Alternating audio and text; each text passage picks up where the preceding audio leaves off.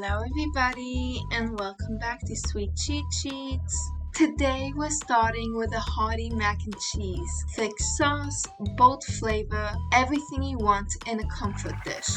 But then we take it way further. Deep fried mac and cheese balls. And yes, there's also a simpler alternative in the end. So let's begin. It all starts here, building the base. Before anything else, we must prep our cheese. First up, cheddar. It's sharp, bold, and gives the sauce structure. Then, Gruyere.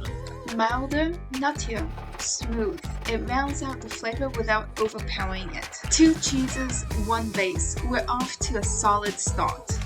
While that waits, I'm getting the pasta going. I'm using penne. It's tube-shaped, like macaroni, just a little bigger, and it grabs more sauce. Any pasta with a hollow shape works here, including, obviously, the classic macaroni.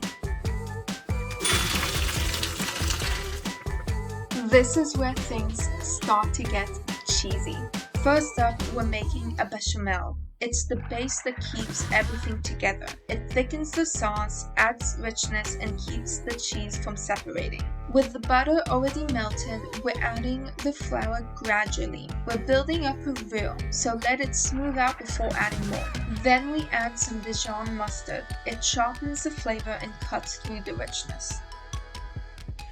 Finally, we're adding the milk. Like the flour, we're adding it gradually, bit by bit, so it thickens evenly.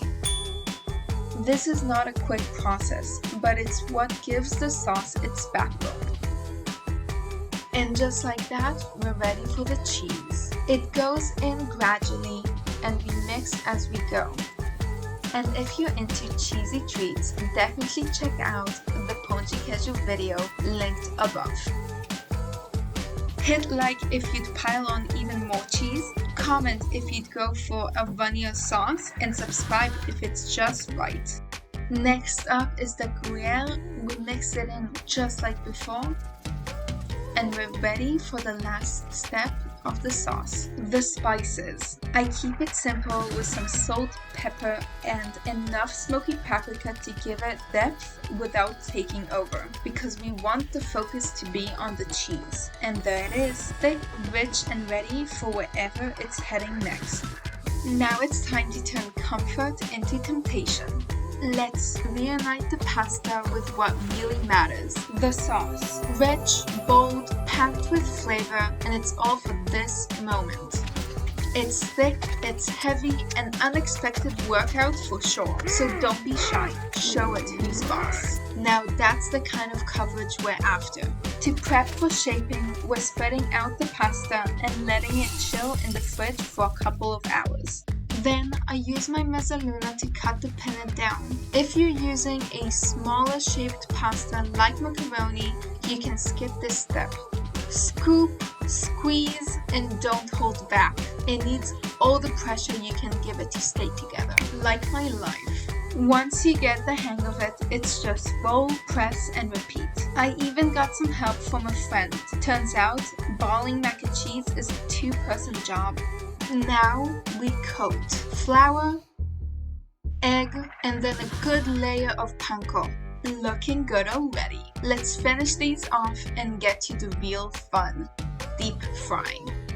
First step in deep frying, the oil, and you'll need more than you think. Here's a cheat sheet for you. Flick in a drop of water. If it sizzles, the oil is hot. But in this case, we want to wait until the oil reaches 140 degrees. Once the oil's hot, it's time to go.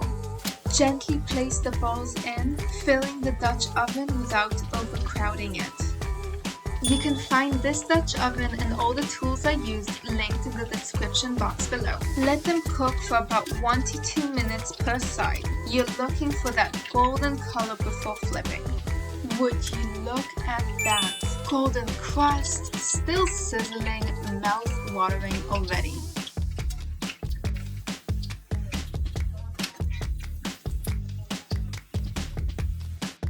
Just look at that lineup.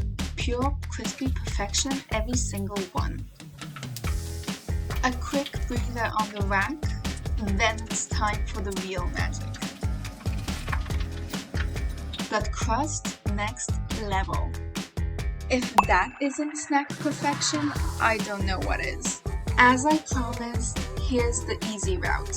For this version, use a casserole dish. Sprinkle a bit more cheese on top, then top it off with breadcrumbs. Spread it out and into the oven it goes. Once baked, bring it out, and for a little upgrade, pour some truffle oil over the top. Give it a good mix so every bite gets that truffle flavor and a little crunch from those breadcrumbs. Scoop it up, plate it, and just look at that. Simple, still golden, still delicious, and definitely ready to dig in. Here's the moment of truth. Ready for the reveal? Crack one open and just look at that. Golden crust, rich inside, absolutely irresistible. Crispy perfection. Look at that texture. Couldn't resist giving it the nail treatment. Why does it keep happening to me?